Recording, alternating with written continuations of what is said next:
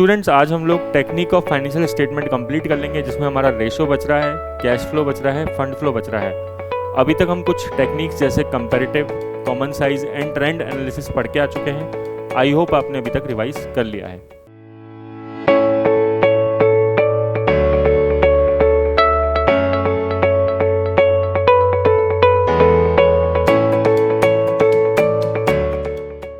Hello students, very good morning. मेरा नाम है रोहित सिंघल। स्टूडेंट, आज हम आरएएस मेंस का अकाउंटिंग एंड ऑडिटिंग जो अपनी सीरीज़ चल रही है उसको कंटिन्यू कर रहे हैं। और हम लोगों ने अपने सीरीज़ के अंदर जो टॉपिक स्टार्ट किया था वो था technique of analysis of financial statement. हमने कुछ एनालिसिस ऑफ फाइनेंशियल स्टेटमेंट के टेक्निक्स पढ़े थे, अगर आपको ध्यान आ रहा हो तो। सबसे पहले हमने पढ़ा था कंपैरेटिव। हम पहले रिवाइज कर लेते हैं। सबसे पहले हमने पढ़ा था कंपैरेटिव, फिर पढ़ा था कॉमन साइज़, फिर ट्रेंड एनालिसिस, फिर हमने स्टार्ट किया था रेशो। ये सब हमने जो है अभी तक हमने पढ़ लिया है। रेशो को आज हम थोड़ा सा डिटेल में जानेंगे, है ना। और उसके बाद हमें कुछ और टेक्निक्स जैसे कैश फ्लो और फंड फ्लो के बारे में भी डिस्कस करना है। तो सबसे पहले कंपैरेटिव स्टेटमेंट क्या होता है, अगर हम रिवाइज करें तो कंपैरेटिव स्टेटमेंट मतलब कि 2 साल के अकाउंट्स को कंपेयर करना, ठीक है। जैसे मैंने बताया 2025 और 2024, सिंपली बस ऐसे 2 सालों के अकाउंट्स को कंपेयर करना। तो इससे हमें ये आइडिया लग जाता है कि पिछले साल से इस साल हम लोग बेटर हैं या फिर पिछले साल से इस साल हमारी परफॉर्मेंस जो है वो ख़राब है, ठीक है। तो हम कंपेयर किस चीज़ का करते हैं, एक तो प्रॉफिटेबिलिटी स्टेटमेंट और एक फाइनेंशियल पोजीशन। प्रॉफिटेबिलिटी स्टेटमेंट मतलब P&L और फाइनेंशियल पोजीशन मतलब बैलेंस शीट। ये आपको हमेशा ध्यान रखना है, ठीक है। और कंपेयर करते समय और क्या हमें बातें ध्यान रखनी है, मेन याद रखना है कि अकाउंटिंग पॉलिसी जो होनी चाहिए वो यूनिफॉर्म होनी चाहिए। अगर अकाउंटिंग पॉलिसी यूनिफॉर्म नहीं है तो पहले हमें या तो हम उसको यूनिफॉर्म करें अकाउंटिंग पॉलिसीज़ को, या फिर हमें उसके अंदर फुट नोट जो होता है, मतलब नोट जो होता है सिंपल, उसके अंदर हम ये पॉइंट दे सकते हैं कि हमारी अकाउंटिंग पॉलिसी पिछले साल अलग थी और इस साल अलग है। जैसे हम कंपैरिजन एक ही कंपनी का 2 अलग अलग सालों का कर सकते हैं, जैसे करंट ईयर और प्रीवियस ईयर, उसी तरीके से हम 2 अलग अलग कंपनीज़ का एक ही ईयर का जो फाइनेंशियल स्टेटमेंट्स है उसको भी कंपेयर कर सकते हैं। जैसे हमने एग्जांपल लिया था रिलायंस और टाटा के फाइनेंशियल स्टेटमेंट्स को कंपेयर करना, ठीक है। उसके बाद मैंने आपको ये जो स्टेटमेंट है वो भी दिखाया था। फिर हम स्टार्ट किए थे common size statement. Common size statement में हमें एक फिगर को कॉमन रखना होता है, उसको बेस मानना होता है, और उसी फिगर के हिसाब से हम सारे फिगर्स को कंपेयर करते चलते हैं कि कितना परसेंटेज वो कंपोज करता है, कितना परसेंटेज वो उसके अंदर अपना योगदान देता है। जैसे हमने डिस्कस किया था कि अगर हम सारी की सारी असेट्स को कंपनी की मान लो 10 लाख है और उसको 100% मान ले, तो असेट जो होती है वो एक ब्रॉड टर्म है। उसके अंदर बहुत तरह तरह की असेट हो सकती है, जैसे करंट असेट्स हो सकती है, फिक्स असेट हो सकती है। तो हम इंडिविजुअल आइटम को कंपेयर कर सकते हैं कि जैसे करंट असेट्स में कैश कितना है, ठीक है, या फिर डेटर कितना है। फिक्स असेट में property plant and equipment, machinery कितनी है, ठीक है ना। इस 10 लाख में इन सारी इंडिविजुअल असेट्स का क्या योगदान है। इसी तरीके से हम जैसे असेट्स और लाइबिलिटी कंपेयर कर सकते हैं, ठीक है, क्योंकि ये तो पोजिशनल स्टेटमेंट हो गया। बैलेंस शीट कौन सा स्टेटमेंट होता है, पोजिशनल। उसी तरीके से हम P&L के एक एक आइटम को कंपेयर कर सकते हैं और बेस मान सकते हैं, सपोज सेल्स को, कोई भी ब्रॉड चीज़ को बेस मान के, और बाकी सारी जितने भी आइटम्स हैं इंडिविजुअल, उन सब का इस बेस के हिसाब से हम लोग निकालते हैं परसेंटेज के कितना कंपोज करता है। जैसे सेल्स हमने बेस मान लिया, सेल्स कंपनी की मान लो 1 करोड़ है और इसको बेस मान लिया 100%।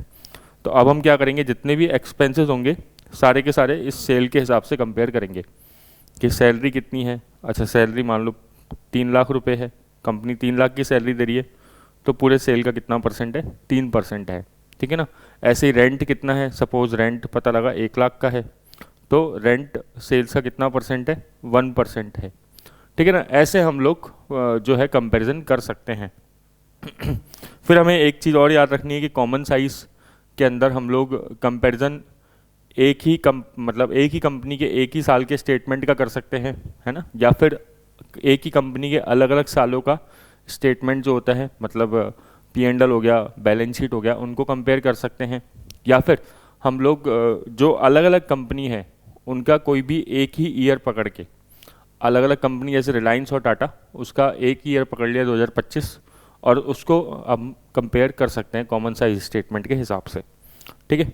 फिर एक चीज़ और मैंने बताई थी कि जो कॉमन साइज स्टेटमेंट होता है उसको वर्टिकल एनालिसिस भी कहते हैं, क्योंकि इसमें क्या है, कंपनी जो है वो एक ही जो मतलब एक ही फाइनेंशियल स्टेटमेंट्स है, जैसे मान लो असेट्स है तो असेट्स ले ली 10 लाख और उसी के सीधे में चलते हुए, उसी के सीधे सीधे चलते हुए करंट असेट्स और फिक्स असेट्स को कंपेयर करती है, ठीक है ना।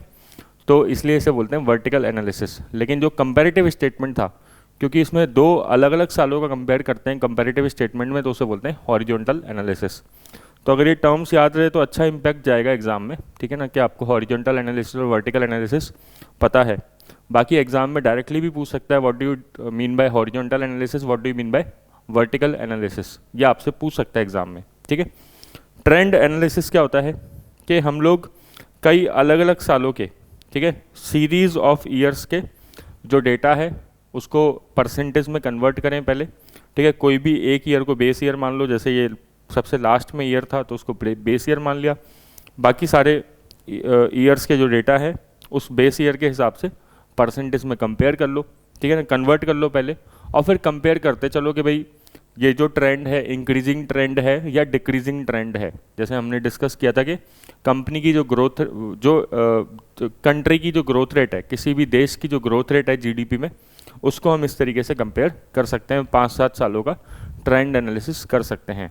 हम चेक कर सकते हैं कि एग्रीकल्चर की ग्रोथ रेट जो है वो कितनी है ठीक है, तो वो ट्रेंड एनालिसिस होता है। इससे क्या पता लगता है, इससे अगर कई सालों में कोई मान लो डेटा कम हुआ है या फिर बढ़ रहा है एक्सेप्शनली, तो हमें कोई प्रॉब्लम या फिर कोई सिग्निफिकेंट अचीवमेंट पता लग जाती है कि किसी ईयर के अंदर कोई दिक्कत हुई है, प्रॉब्लम हुई है, और उसके फिर हम रीजंस फाइंड आउट कर सकते हैं। ट्रेंड एनालिसिस से फिर हम फ्यूचर भी प्रेडिक्ट कर सकते हैं। ये आपको ध्यान रखना है कि हमेशा ट्रेंड एनालिसिस या फिर जितनी भी एनालिसिस है वो कहीं ना कहीं फ्यूचर प्रेडिक्ट करने में काम में आती है, ठीक है। फिर इससे ये भी पता लग जाता है कि बिजनेस क्या सीजनल नेचर का है या नहीं है, ठीक है। तो अगर मान लो सेल्स पर्टिकुलर किसी महीने में बढ़ रही है, जैसे दिवाली के आसपास सेल्स बढ़ रही है किसी कंपनी की, तो अगर हम मंथ बाय मंथ उसका डेटा कंपेयर करें, ठीक है, तो हमें पता लग जाएगा कि यार दिवाली के टाइम पे इस कंपनी की सेल ज़्यादा होती है, ठीक है। तो वो सीज़न का इम्पैक्ट भी हम आराम से पता लगा सकते हैं। जैसे मैं आपको एक एग्जांपल दूं, रियल लाइफ एग्जांपल, बहुत ही ज़्यादा जो यूज़ हुआ। इनकम टैक्स डिपार्टमेंट ने क्या देखा, इनकम टैक्स डिपार्टमेंट ने देखा आपको पता है डीमोनेटाइजेशन हुआ था, डीमोनेटाइजेशन। डीमोनेटाइजेशन में क्या हुआ था, जो नोट्स थे कुछ, ठीक है, 500 और 1000 के, उनको डीमोनेटाइज कर दिया है ना, वो नोट्स क्या हो गए, बंद हो गए, पुराने नोट्स को, करेंसी को बंद कर दिया, ठीक है। और समय दिया गया कि आप इनको बैंकों में जमा करा लो, आपके पास जो भी नोट्स हैं, ठीक है, और फिर आपसे बाद में इसका हिसाब पूछा जा सकता है कि भाई ये सोर्स क्या है इसका, ये पूछा जा सकता है।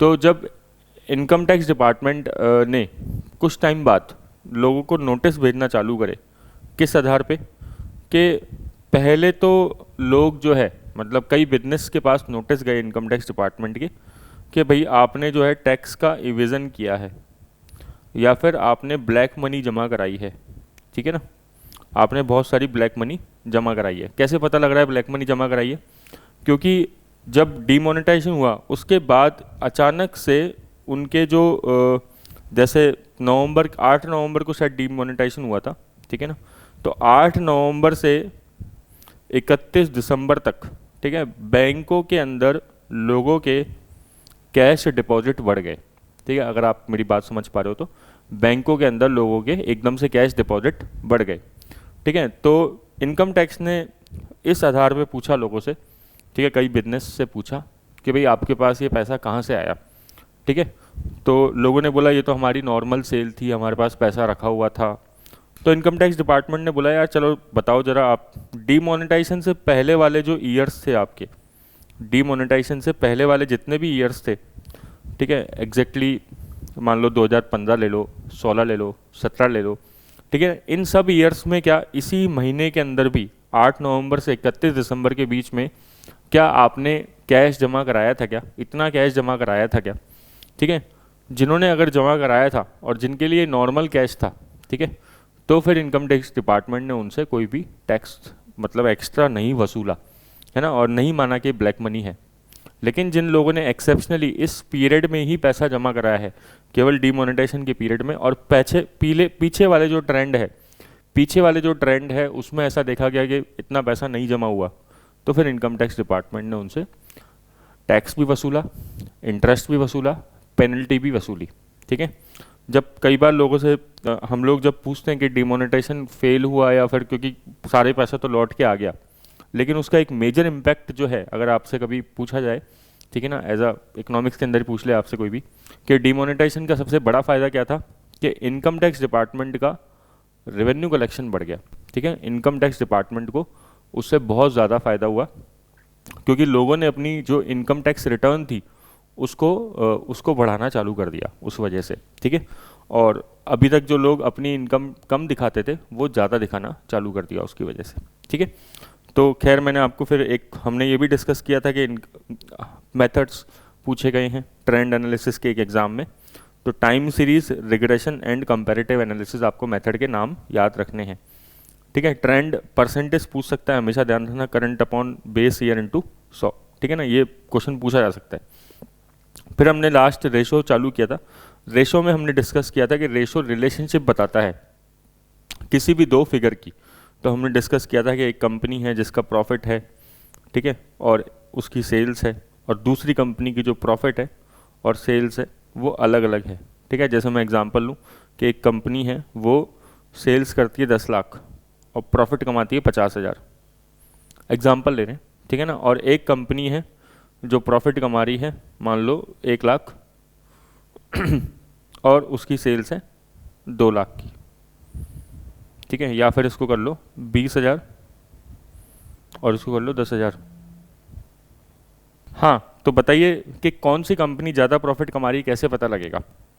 हम लोग इस केस में परसेंटेज निकालेंगे तो इजीली पता लग जाएगा। एक कंपनी 50,000 प्रॉफिट कमा रही है 10 लाख की सेल्स पे, तो कितना परसेंट प्रॉफिट हो गया बताओ, 5% प्रॉफिट हो गया, 50,000 अपॉन 10 लाख इंटू 100। और दूसरी कंपनी प्रॉफिट कमा रही है 10,000 का 20,000 की सेल्स करके, तो प्रॉफिट कितना परसेंट हो गया, 50% हो गया। और है ना, इससे अब क्लैरिटी हुई कि ज़्यादा अच्छी कंपनी कौन सी है, सेकंड वाली कंपनी है, कि जो 20,000 सेल्स करके 10,000 रुपये का प्रॉफिट कमा रही है, उसका प्रॉफिट परसेंटेज काफ़ी हाई है। तो परसेंटेज निकालना, ये जो हमने प्रॉफिट का परसेंटेज निकाला ना, इसको बोलते हैं ग्रॉस प्रॉफिट रेशो, ठीक है, या प्रॉफिट रेशो बोल दो आप, तो अगर आपको सिंपल ध्यान रखना है तो प्रॉफिट रेशो एक फॉर्मूला होता है, अपन पढ़ेंगे अभी, ठीक है। तो प्रॉफिट अपॉन सेल्स इंटू 100, ठीक है। तो सर रेशो एनालिसिस में एग्जाम में क्या आ सकता है, रेशो एनालिसिस में देखो, एक तो रेशो एनालिसिस के बारे में आपसे डायरेक्टली पूछ सकता है ना, और एक देखो अभी देखो जैसे क्वेश्चन आया था एग्जाम में, अब की बार मैं आपको दिखाता हूँ, ये RS मेंस 2023 का क्वेश्चन है, ठीक है, और ये क्वेश्चन है 5 मार्क्स का, ठीक है। क्या क्वेश्चन पूछ रहा है देखो, write down any 5 techniques of financial statement analysis, ठीक है, write down any 5 techniques of financial statement analysis. आपसे 5 टेक्निक पूछ रहा है, तो 5 मार्क्स का क्वेश्चन है, कितना लिख पाओगे आप भाई, आप आधा पेज लिखोगे, ठीक है। तो आप आराम से यहाँ पे डायग्राम बना के समझा सकते हो, डायग्राम आप इस साइड में डायग्राम बना सकते हो ठीक है, आप लिख सकते हो ऐसे, रेशो, फिर कंपैरेटिव, फिर कॉमन साइज, और इधर लिख सकते हो कैश फ्लो, अभी पढ़ेंगे अपन, और एक लिख सकते हो ट्रेंड एनालिसिस, ठीक है। इस तरीके से आप इसको आराम से कर सकते हो, ठीक है। और यहाँ पे इनकी थ्योरी बता सकते हो आप, तो इससे आपका एक अच्छा इम्पैक्ट जाएगा। और 6 भी लिखना चाहो तो आप 6ठा भी लिख सकते हो, फंड फ्लो अभी हम पढ़ेंगे, ठीक है। तो एक तो ये है, और कई बार क्या है, रेशो है ना हमसे डायरेक्टली पूछ सकता है, क्योंकि 2-3 रेशो पहले एग्जाम्स में पूछे हुए हैं, तो थोड़ा सा रेशो हम डिटेल में समझेंगे, ठीक है। उससे आपको थोड़ी अकाउंट्स की नॉलेज और हो जाएगी, कुछ चीज़ें और आपको समझ में आ जाएगी, है ना, ठीक है। मेरे को आपको अकाउंट्स पढ़ाने का थोड़ा सा अच्छा मौका रेशो के थ्रू मिल जाएगा, ठीक है। रेशो में फॉर्मूले होते हैं, बट फिर भी हम लोग थोड़ा समझेंगे। अभी एक चीज़ के लिए याद आप रट लो थोड़ा सा, बस केवल आज के लिए, कि रेशो जो है प्रॉफिटेबिलिटी, सॉल्वेंसी एंड एफिशिएंसी बताता है बिजनेस में। क्या बताता है? Profitability, solvency and efficiency. Sir ये क्या होता है? इसको मैं अभी आपको नहीं समझा रहा यहाँ पे, ठीक है ना, बस आप इसको केवल याद कर लो। तो बाकी रेशो हम डिटेल में जब समझेंगे, जब हम लोग इसके बारे में मतलब techniques of financial statement complete कर लेंगे। तो रेशो के बाद आते हैं स्टूडेंट कैश फ्लो एनालिसिस पे। ये इंपॉर्टेंट है हमारे लिए again, cash flow analysis. Cash flow analysis आप देखेंगे कि एग्जाम में इंडिविजुअल क्वेश्चन पूछा जा सकता है। कैश फ्लो एनालिसिस क्या होता है? देखिए अपने बिजनेस में जो पूरे साल भर में कैश इनफ्लो हुआ और पूरे साल भर में कैश आउटफ्लो हुआ, मतलब जो जो बिजनेस में कैश आया और जो जो बिजनेस से कैश गया पूरे एक ईयर में, ठीक है, अगर हम उसका हिसाब किताब लगाएं तो उसका स्टेटमेंट बना लें तो उसे क्या बोलते हैं? Cash flow statement. आपको पता है फ्लो मतलब क्या होता है? अकाउंट्स में फ्लो को बोलते हैं चेंज, ठीक है। तो इसमें ये चीज़ बताई जाती है कि कैश पूरे साल भर में कितना आया कितना गया, है ना। और हम जैसे मान लो कैश पूरे साल भर में आया बिजनेस के अंदर 10 लाख का और पूरे साल भर में बिजनेस से कैश गया 9 लाख का, ठीक है। तो 10 माइनस 9 कितना बच गया? 1 लाख। तो नेट कैश इनफ्लो कितना हुआ? 1 लाख का। तो नेट कैश इनफ्लो कितना हो गया? 1 लाख का। ये हमें कैश फ्लो स्टेटमेंट बताता है। सर क्यों जानना है हमें कैश फ्लो कि बिजनेस में कितना कैश आया कितना कैश गया? अभी मैं जैसे आपसे बात करूँ, है ना, जैसे या फिर आप अपने आसपास कई बार देखते होंगे कई लोगों को कि कई लोग क्या है कमाते बहुत हैं, ठीक है ना, उनसे उनकी सैलरी पूछो, ठीक है, या फिर वो बिजनेस कर रहे हैं तो वो बोलेंगे यार हम 2 लाख रुपए महीना कमाते हैं, 1.5 लाख रुपए महीना कमाते हैं, 2.5 लाख रुपए महीना कमाते हैं, 3 लाख कमाते हैं, जितना मतलब एक अच्छा खासा अमाउंट बताएंगे, पर मंथ काफ़ी होता है इतना पैसा, है ना। तो उनसे पूछेंगे कि भाई 2 लाख रुपए महीना तो बहुत होता है, आपने पूछा तो 12 महीने का आप करीबन करीबन भाई 20-25 लाख रुपए कमा लेते हो। किसी व्यक्ति को आपने देख के ऐसे बोला, ठीक है, तो उसने बोला हाँ। तो जब आपने लेकिन उनसे पूछा कि तुम्हारी सेविंग्स कितनी है, तुम क्या बचत वचत करते हो या नहीं करते हो, क्योंकि तुम्हारे पास तो बहुत अच्छी आमदनी है तो बचत भी बहुत करते होंगे। और सेविंग्स जो होता है बेस होता है इन्वेस्टमेंट का, आपको पता होगा, सेविंग होगी तभी इन्वेस्टमेंट होगा, ठीक है, सेविंग नहीं होगी तो इन्वेस्ट कैसे करोगे। तो saving is a base for investment. तो उनसे पूछा आपने कि भाई आप सेव और इन्वेस्ट भी बहुत ज़्यादा करते होंगे, तो उन्होंने बोला नहीं यार मैं ना सेव और इन्वेस्ट इतना नहीं कर पाता, ठीक है ना। और कई बार तो मेरे ये जो कमाई के पैसे हैं ये उल्टा कम और पड़ जाते हैं, तो मेरे को कई बार तो उधार और लेना पड़ता है। अब आप ऐसे केस में हैरान रह गए, आपने बोला यार 2 लाख रुपए महीना कमाते हो, इतना अमाउंट कमा रहे हो, फिर भी आप क्या है कि आपके खर्चे पूरे क्यों नहीं हो पा रहे, आपके पास पैसे क्यों नहीं बच पा रहे। तो अब आप उससे क्या जानना चाहते हो? आपने उसकी कमाई के बारे में जान लिया, है ना, सब कुछ जान लिया, अब आप उससे क्या जानना चाहते हो बताओ। कि तू ये बता कि तेरे पास तेरा कैश आउटफ्लो कितना है, ठीक है, कैश आउटफ्लो कितना है, तू पूरे साल भर में हर चीज़ पे बता कितना एक्सपेंडिचर करता है, तू कैश, तेरा कैश जाता कहाँ है, तेरा पैसा जाता कहाँ है, अब आप उससे ये पूछना चाहते हो, ठीक है। यही चीज़ क्या होती है? कैश फ्लो होती है।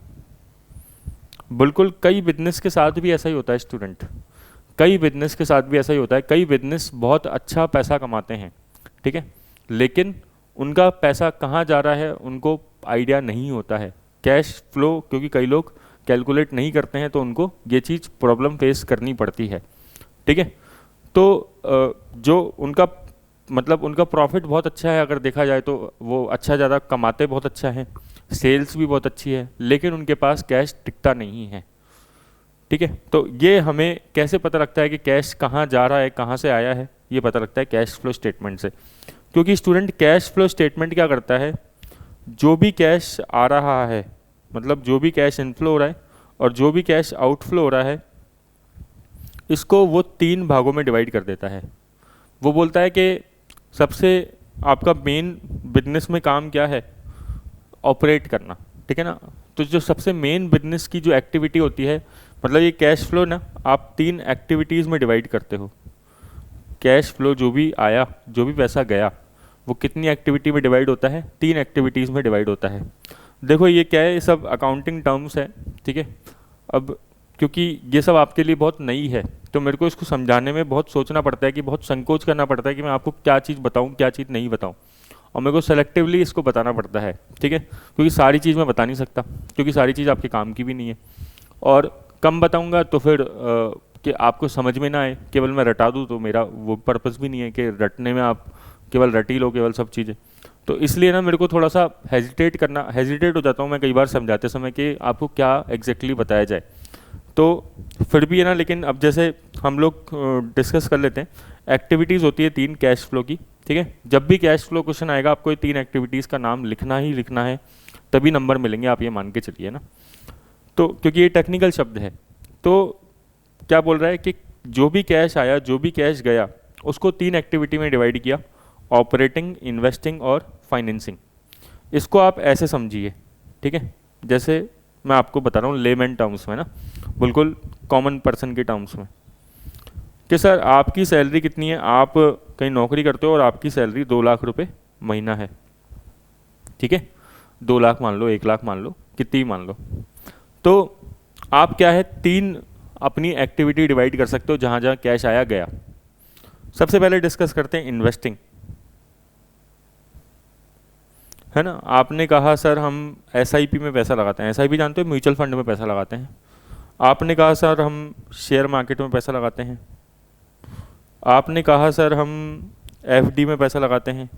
कोई पेंशन फंड में पैसा लगाते हैं, ये अटल पेंशन योजना या फिर और भी बहुत सारी पेंशन योजनाएं चलती है ना, ठीक है, इधर पैसा लगाते हैं। तो वो सब एक्टिविटी कौन सी होती है बताओ? इन्वेस्टिंग एक्टिविटी होती है, ठीक है। एक होती है फाइनेंसिंग एक्टिविटी, एक होती है फाइनेंसिंग एक्टिविटी। आपने कहा हम 2 लाख रुपए जो कमाते हैं ना, उसमें से कुछ हिस्सा तो हम अपनी इंस्टॉलमेंट देने में पे कर देते हैं। आपको पता है इंस्टॉलमेंट को क्या बोलते हैं? EMI, equated monthly instalment, equated monthly instalments. तो आप कहते हो कि यार मेरी तो है ना 50,000 की तो महीने की ईएमआई जाती है, तो फिर कैसे भाई, कैसे ईएमआई जाती है आपकी, किस चीज़ में ईएमआई जाती है? तो आपने कहा कि एक तो मैंने हाउसिंग लोन ले रखा है, घर के लिए किस्त, घर की किस्तें जा रही है, ठीक है, एक मेरा कार लोन भी चल रहा है, एक मेरा बाइक लोन भी चल रहा है, ठीक है, एक पर्सनल लोन भी चल रहा है, ऐसे करके कई सारे आपने लोन गिना दिए, उन सब की ईएमआई। तो जो लोन लेना और लोन को वापस चुकाना, वापस बोलता हूँ, लोन लेना और लोन को वापस चुकाना, ये कौन सी एक्टिविटी होती है? ये आपकी फाइनेंसिंग एक्टिविटी होती है। लोन चुकाना, ब्याज चुकाना, ठीक है ना, या फिर लोगों से लोन लेना, ठीक है ना, लोगों से उधार लेना। आपने बैंक से लोन लिया तो ये कौन सी एक्टिविटी है? फाइनेंसिंग एक्टिविटी है। इन्वेस्टिंग एक्टिविटी क्या है? आपने कहाँ कहाँ पैसा निवेश किया है। जैसे आपने म्यूचुअल फंड में पैसा निवेश किया है, आपने शेयर मार्केट में पैसा निवेश कर दिया, आपने पेंशन फंड में पैसा निवेश कर दिया है, ठीक है, आपने एफडी करा ली है, या फिर आपने पोस्ट ऑफिस में पीपीएफ खाता, मतलब पीपीएफ जो अकाउंट होते हैं वो खुलवा दिया, सुकन्या समृद्धि वगैरह, इस तरीके से जब चीज़ें होती है तो वो क्या कहलाती है? इन्वेस्टिंग एक्टिविटी कहलाती है, ठीक है।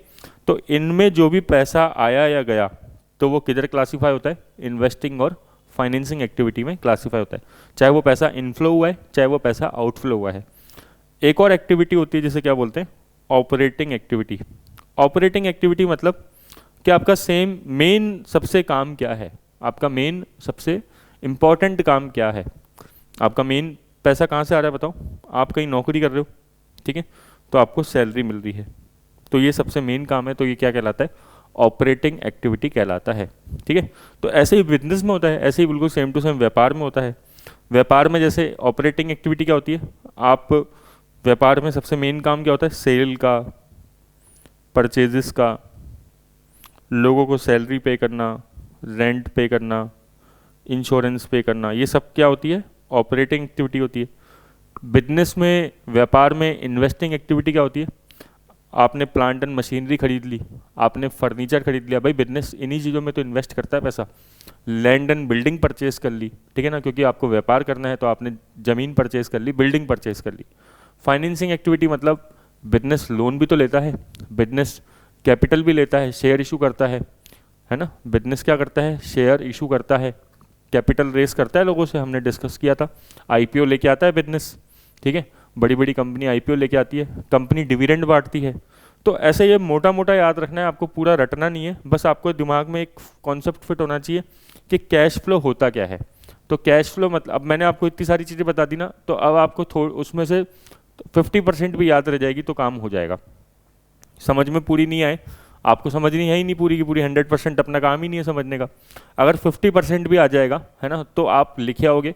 और अब आपको कैश फ्लो में कन्फ्यूजन नहीं रहेगा कि कैश फ्लो होता क्या है। तो कैश फ्लो क्या होता है कि बिजनेस में कहाँ कहाँ से पैसा आया, सबसे पहली लाइन तो आपको ये लिखनी है, ठीक है, कि एक्चुअल मूवमेंट कैश का कैसे हो रहा है into and out of organisation, कि पैसा कहाँ से आ रहा है और पैसा कहाँ जा रहा है, कि कैश फ्लो कितना हो रहा है इनफ्लो और कैश आउटफ्लो कितना हो रहा है, ठीक है। इससे क्या पता लगता है, इससे हम पता लगा सकते हैं कि भाई बिजनेस में पैसा एक्चुअल में आ रहा है तो कहाँ कहाँ से आ रहा है, जा रहा है तो कहाँ कहाँ से जा रहा है। अब मान लो कोई व्यापारी है, ठीक है, कोई बिजनेसमैन है, उसके पास बहुत सारा पैसा आ जाता है करंट ईयर में, ठीक है ना, बहुत सारा पैसा आता है, लेकिन पता लगता है कि यार वो पैसा जो आया है ना वो ज़मीनें बेच के आया है, मशीनरी सेल कर दी उसने, बहुत सारी प्लांट सेल कर दिए, फर्नीचर बिजनेस का बेच डाला उसने, ठीक है, लैंड बेच दी, बिल्डिंग बेच दी, इसलिए पैसा आ रहा है। तो अब आप क्या बताओ, क्या ये चीज़ सस्टेन करेगी क्या, क्या ये ज़िंदगी भर तक ऐसा चलता रहेगा क्या? अब कई लोग ज़मीनें बेच बेच के क्या है कि वो पैसा उनके पास खूब सारा आ जाता है, तो क्या वो ज़िंदगी भर तक उससे अपना मतलब गुजारा चला लेते हैं क्या? नहीं। ऐसे ही फाइनेंसिंग एक्टिविटी याद रखो। फाइनेंसिंग एक्टिविटी मतलब सोचो कि कई लोगों के पास पैसा तो खूब आ रहा है, लेकिन वो उधार ले लेके आ रहा है, लोन ले लेके वो पैसा आता जा रहा है उनके पास। तो हम लोग डिस्कस नहीं करते fiscal deficit, fiscal deficit FRBM act 2003, ठीक है ना। इस तरीके से अगर आप थोड़ा सा चीज़ें समझो तो भाई कर्जा आपके ऊपर बढ़ता जा रहा है, फिर आप ब्याज चुकाते जाओगे। तो ऐसे ये करके सबसे मेन अच्छी चीज़ क्या है बिजनेस में पैसा कहाँ से आना चाहिए, सबसे मेन अच्छी चीज़ होती है बिजनेस में पैसा आना चाहिए ऑपरेटिंग एक्टिविटी से। जो आपका मेन धंधा है, जो मेन व्यापार है, उधर से पैसा आना चाहिए, वो कहलाता है ऑपरेटिंग एक्टिविटी। तो इस तरीके से आप एनालिसिस कर पाओगे नहीं कर पाओगे, सोचो आप। अगर एनालिसिस ऑफ फाइनेंशियल स्टेटमेंट जो है उसमें हम लिख रहे हैं कैश फ्लो, तो कैश फ्लो बताओ हम लिखना तर्क संगत है या नहीं है? बिल्कुल तर्क संगत है, लॉजिकल है, क्योंकि कैश फ्लो स्टेटमेंट हमें बहुत सारी चीज़ों की ऐसी जानकारी देता है। नेक्स्ट टॉपिक पे आते हैं, fund flow analysis. Fund flow statement या फंड फ्लो एनालिसिस क्या होता है? सर फंड मतलब क्या होता है? फंड मतलब होता है वर्किंग कैपिटल। एक नया शब्द आया आपके सामने, ठीक है ना, आप इसको ऐसे नमस्ते कर सकते हो इस शब्द को कि नमस्ते, ठीक है ना। इंट्रोड्यूस करा रहा हूँ मैं आपको एक नए शब्द से, तो इसका क्या नाम है? Working capital. वर्किंग कैपिटल क्या होती है सर? वर्किंग कैपिटल होती है कार्यशील पूंजी।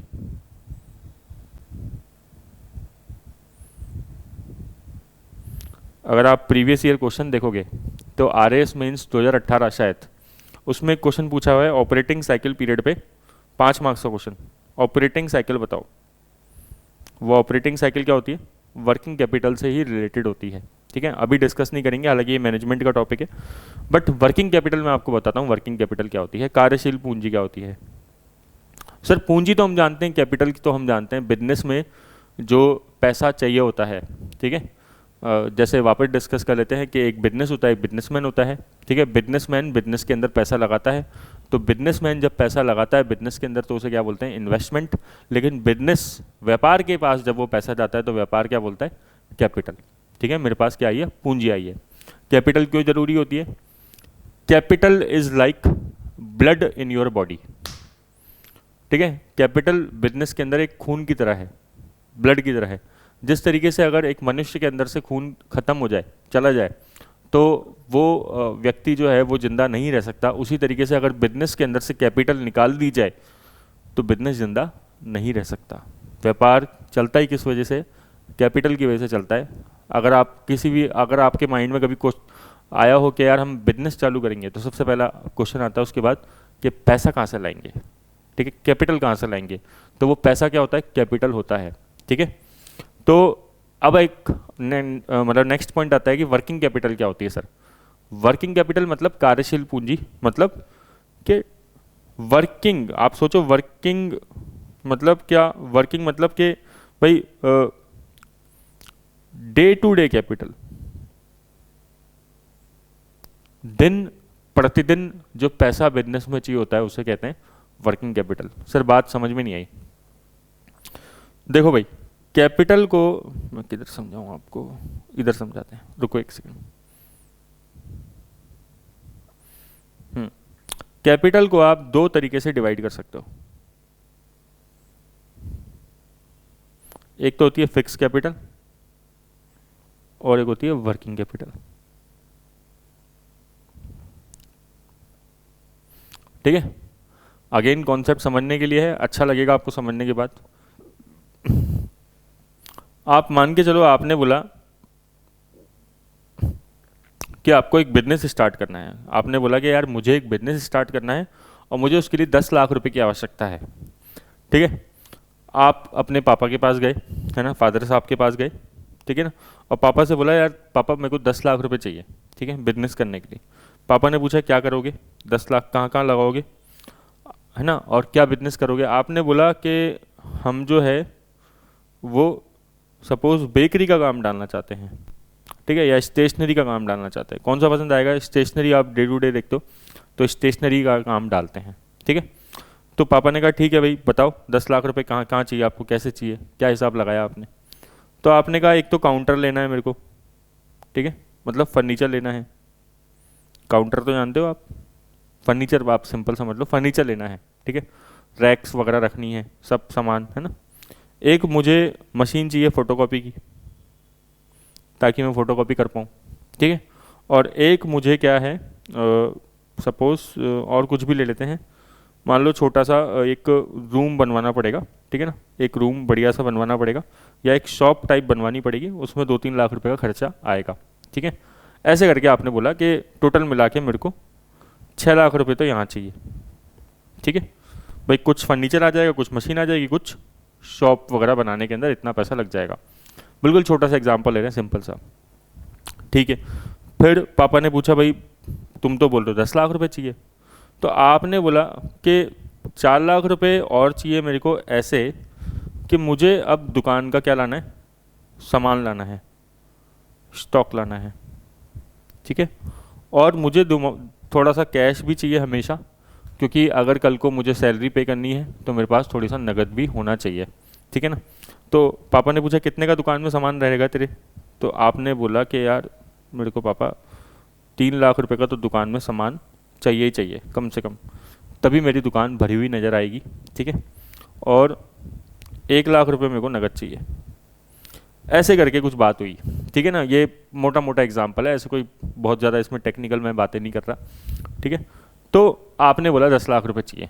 तो अब आपने देखो यहाँ पे दो तरीके से पैसा डिवाइड किया है, फिक्स कैपिटल और वर्किंग कैपिटल। वर्किंग कैपिटल मतलब कार्यशील पूंजी, मतलब जो बिजनेस में आपके डे टू डे काम में आएगी, और फिक्स कैपिटल मतलब कि जो बिजनेस में लॉन्ग टर्म में पैसा निवेश रहेगा, बिजनेस में लॉन्ग टर्म में पैसा निवेश करेंगे।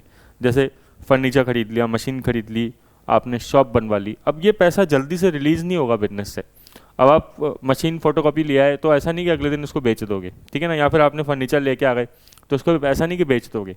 लेकिन वर्किंग कैपिटल क्या होती है, जैसे स्टॉक, कैश।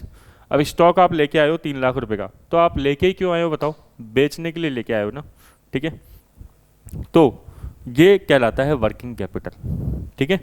वर्किंग कैपिटल का एक फॉर्मूला होता है current assets minus current liability. मैंने पूरा कॉन्सेप्ट अभी नहीं बताया वर्किंग कैपिटल का, लेकिन हाँ मैंने थोड़ा थोड़ा आइडिया दिया है। वर्किंग कैपिटल का एक फॉर्मूला याद रखना है आपको। वर्किंग कैपिटल कैलकुलेट कैसे करते हैं, current assets minus current liability. बहुत ही ज़्यादा इंपॉर्टेंट है, एग्जाम में आपके 2-3 बार पूछा हुआ है कि वर्किंग कैपिटल का फॉर्मूला क्या है और वर्किंग कैपिटल मीनिंग क्या होता है। अगर आपसे वर्किंग कैपिटल का मीनिंग पूछे तो आप क्या बोलोगे कि वो कैपिटल जो डे टू डे बिजनेस में काम में आती है, the capital which is use in the business for day to day operations. The capital which is use in the business for day to day operations is called working capital, ठीक है। Working capital calculate कैसे करते हैं, current assets minus current liability. ये current assets और current liability क्या होता है, करंट असेट्स बताया था आपको, वो असेट जो 1 साल से जिसका टाइम पीरियड कम का होता है, ठीक है, जैसे स्टॉक। ठीक है, स्टॉक को आप जल्दी से लाके बेचना चाहोगे। कैश ऑलरेडी कैश में है तो उसको तो क्या कन्वर्ट करोगे आप, ठीक है। करंट लाइबिलिटी मतलब वो लाइबिलिटी जो 1 साल के अंदर अंदर आपको रीपे करनी है, जैसे आपने लोगों से उधार पैसा लिया सामान खरीदने के लिए, ठीक है ना। तो क्रेडिटर्स क्या बताया था, बताओ, आपको बताया था, याद होगा, क्रेडिटर, और एक बताया था आपको टर्म डेटर।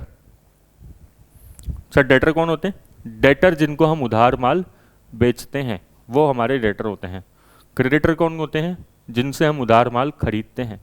ये टर्म्स बार बार आएंगी, है ना, आपको अपने आप याद हो जाएगी धीरे धीरे, कोई दिक्कत नहीं है, ठीक है। एग्जाम में डायरेक्ट नहीं पूछेगा आपसे क्रेडिटर और डेटर क्या होता है, बस एक अंडरस्टैंडिंग थोड़ी सी रहनी चाहिए, ठीक है। तो फंड फ्लो स्टेटमेंट क्या होता है?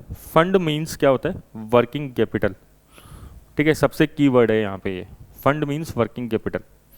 और फ्लो मतलब क्या बताया था अभी पहले भी आपको बताया था कैश फ्लो में, चेंज। तो फंड फ्लो मतलब क्या बताता है? फंड फ्लो मतलब बताता है चेंज इन वर्किंग कैपिटल। आपको ऐसे ही लिखना है जैसे मैं आपको यहाँ पे बता रहा हूँ, आपको पूरे के पूरे मार्क्स मिलेंगे, आधा मार्क्स भी नहीं कटेगा, 100% गारंटी है, ठीक है। आपसे पूछेगा अगर what do mean by fund flow statement, तो आपको क्या लिखना है? सबसे पहले लाइन लिखनी है fund means working capital, second line लिखनी है flow means change, third line लिखनी है आपको so fund flow means change in working capital. वापस सर वापस, fund means working capital, flow means change, so fund flow means change in working capital. Fund flow क्या होता है sir? Fund flow working capital का change बताता है कि कार्यशील पूंजी आपके बिजनेस में कितनी आई है, कितनी गई है, ठीक है ना। इनफ्लो हो रहा है कि आउटफ्लो हो रहा है। जैसे हमने कैश फ्लो निकाला था पहले वाले में कि कैश कितना आया, कैश कितना गया, वैसे ही वर्किंग कैपिटल के अंदर हम चेक करते हैं कि वर्किंग कैपिटल कितनी आई, वर्किंग कैपिटल कितनी गई, और नेट हम निकालने की कोशिश करते हैं। सर ये वर्किंग कैपिटल क्यों जरूरी होती है? जैसे मैंने आपको बताया कि डे टू डे बिजनेस में ऑपरेशंस के लिए वर्किंग कैपिटल जरूरी होती है ना। कैपिटल दो तरह की होती है, फिक्स कैपिटल, वर्किंग कैपिटल। तो वर्किंग कैपिटल हमारे बिजनेस में बहुत ज़रूरी है, वरना हम व्यापार नहीं कर पाएंगे। अगर हमने सारे पैसे का फर्नीचर खरीद लिया, सारे पैसे की मशीन खरीद ली, सारे पैसे हमने प्रॉपर्टी में लगा दिए, तो बिजनेस करने के लिए डे टू डे पैसा कहाँ बचेगा? आप बताओ सर, बचेगा ही नहीं ना। तो इन्वेंट्री कहाँ से खरीदोगे, स्टॉक कहाँ से खरीदोगे, ठीक है। और कल को कोई उधार लेने पैसा आ गया तो फिर भाई आप स्टॉक को जब बेचोगे तो कई बच्चे तो आपके पास आएंगे, वो बोलेंगे कि ना 2 दिन बाद दे जाएंगे, 3 दिन बाद दे जाएंगे, तो अब आपके क्या बन जाएंगे? वो डेटर नहीं बनेंगे क्या डेटर? बताओ, जब आप किसी को माल बेचोगे उधार तो वो क्या बन जाएगा? आपका डेटर। तो आपका स्टॉक किस में कन्वर्ट हो जाएगा? डेटर। और डेटर बाद में किस में कन्वर्ट होगा? कैश में, ठीक है। थोड़ा थोड़ा समझ लो जितना समझ में आ रहा है, ठीक है।